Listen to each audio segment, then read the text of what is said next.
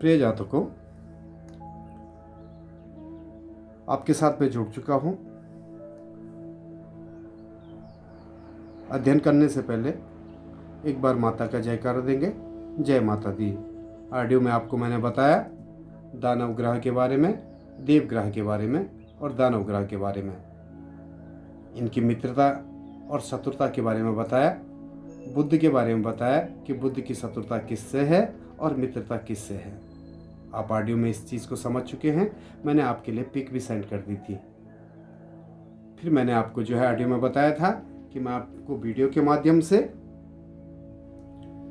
युग कारक ग्रह, मारक ग्रह और सम ग्रह के बारे में बताऊंगा। प्रिय श्रोताओं, युग कारक ग्रह की परिभाषा है, युग कारक ग्रह कुंडली में अच्छे घर का मालिक होता है। वो जहाँ भी बैठता है, जहाँ देखता है, जहाँ जाता है, उस घर में वृद्धि करता है, उस घर की वृद्धि करता है। मारक ग्रह की परिभाषा अगर मैं बताऊं तो मारक ग्रह कुंडली में बुरे घरों का मालिक होता है। यह ग्रह अशुभ प्रभाव देने वाला होता है। यह जहाँ बैठता है, जहाँ जाता है, जहाँ देखता है, उस घर को नुकसान करता है, अर्थात उन घरों पर अशुभ प्रभाव डालता है।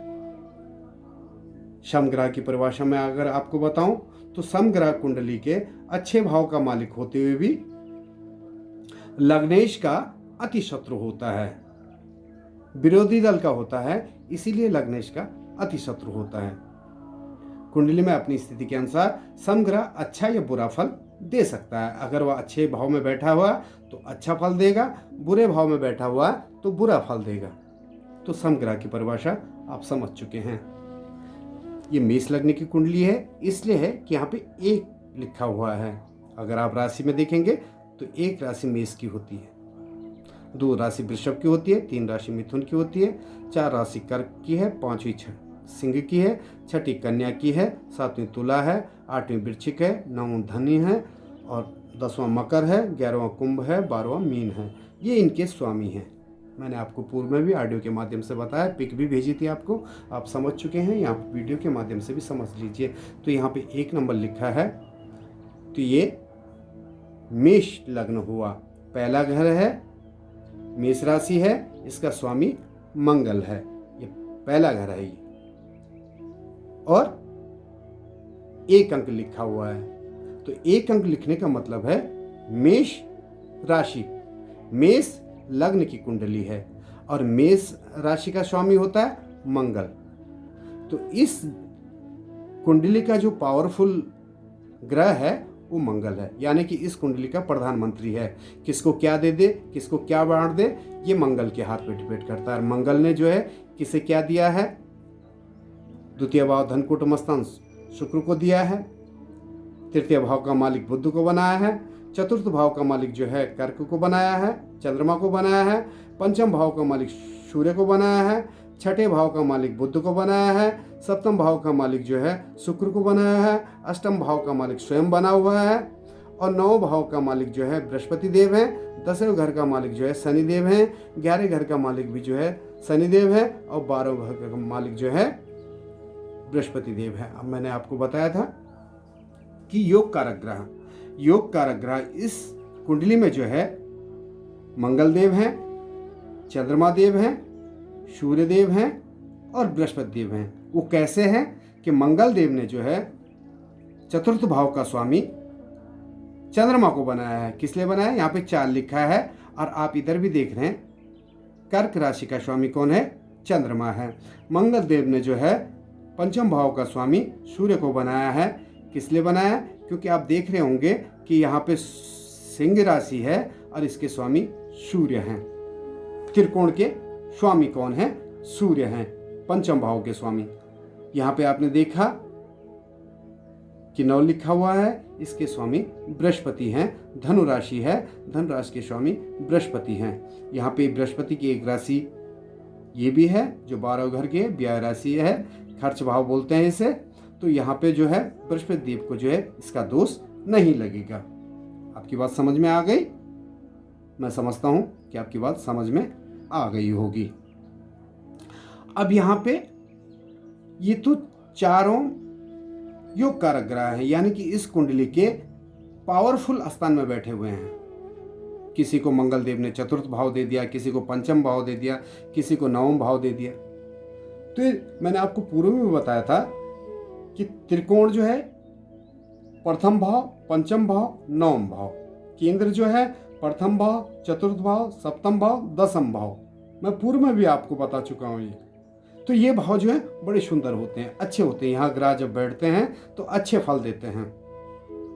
अब वो ग्रह पे डिपेंड करता है कि उसमें बलाबल कितना है, वो मारक ग्रह है कि योग कारक ग्रह है, कौन सा ग्रह, ये आगे जाके मैं आपको समझाऊंगा और आगे जाके आप समझेंगे। अब यहाँ पे जो है मारक ग्रह जो है बुध देव है और शुक्र देव है। इसलिए हैं कि अष्टम से अष्टम थ्योरी के अनुसार, अष्टम से द्वादश थ्योरी के अनुसार जो है, अगर मैं समझाऊं तो जो भी आता है वो मारक होता है। अब यहाँ पे जो है एक छोटी कुंडली मैंने आपको बना के दिखाई है। ये मैं हूं, लग्न है, और ये मेरी आयु है, अष्टम भाव आयु है। 1 2 3 4 5 6 7 8। अब यहाँ से अगर मैं 12 गिनूं, अष्टम से अष्टम, अष्टम से द्वादश, 1 2 3 4 5 6 7 8 9 10 11 12, तो सप्तम भाव 12 आ रहा है। यानी कि ये जब मैं हूं, ये मेरा खर्च भाव है, ये मेरी आयु है, तो ये मेरा खर्च भाव है। अब यहां से फिर मैं अष्टम गिनूंगा, 1 2 3 4 5 6 7 8। तो अष्टम से अष्टम और अष्टम से द्वादश थ्योरी के अनुसार जो है यहाँ पे मारक देखा जाता है।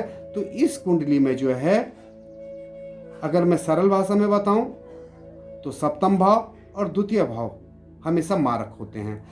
अगर लग्नेश के ये मित्र हैं तो योग कारक होते हैं, अगर लग्नेश के ये शत्रु हैं तो मारक होते हैं, ये और ये। यानी कि वृषभ राशि और तुला राशि यहाँ पे मंगल के शत्रु हैं, इसलिए ये जो है अति मारक है। इस कुंडली में जहाँ बैठेंगे, जहाँ देखेंगे, जिस स्थान में बैठेंगे, जिस ग्रह को देखेंगे, जहाँ पे अपनी दृष्टि देंगे, वो अशुभता प्रदान करेंगे। तो यहाँ पे बुध तृतीय घर का मालिक है और छठे घर का मालिक है। इन घरों को भी हम जो है ज्योतिष में अच्छा घर नहीं बताते हैं, तो इसलिए यहाँ पे शुक्र और बुध जो है अति मारक है। समग्रह के बारे में मैंने आपको पूर्व में भी बताया कि समग्रह की परिभाषा क्या है। ये लग्नेश के अति शत्रु हैं मगर अच्छे घर के मालिक हैं, इसलिए यहाँ पे जो है शनि ग्रह जो है समग्रह हैं। अब इनके जो है प्लेसमेंट में डिपेंड करता है कि शनिदेव कहाँ बैठे हुए हैं, कुंडली में कहाँ बैठेंगे और हमें क्या फल देंगे और किस तरीके से हमें जो है आगे हमें क्या फल मिलता रहेगा। तो आपने यहाँ तक समझा मेष लग्न की कुंडली में कि मेष लग्न की कुंडली में योग कारक ग्रह कौन है, मारक ग्रह कौन है, सम ग्रह कौन है। तो यहाँ पे योग कारक ग्रह चंद्रमा, मंगल, सूर्य, गुरु हैं, सम ग्रह जो है शनि हैं, मारक ग्रह बुध और शुक्र हैं। एक चीज मैं और बता दूं, कुंडली में मंगल योग कारक ग्रह है। अभी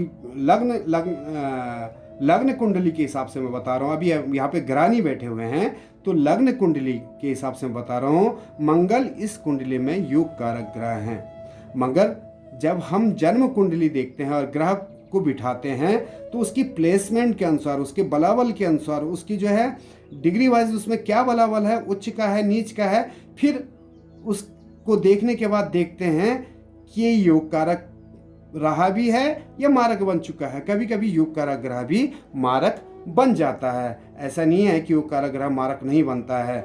ये उसकी प्लेसमेंट पर डिपेंड करता है, उसके बलाबल पे डिपेंड करता है और उसके हिसाब से जो है हम फिर फलादेश करते हैं। तो यहाँ पे मैं अपना अध्याय समाप्त कर रहा हूँ। आशा करता हूँ कि आपको समझ में आया होगा।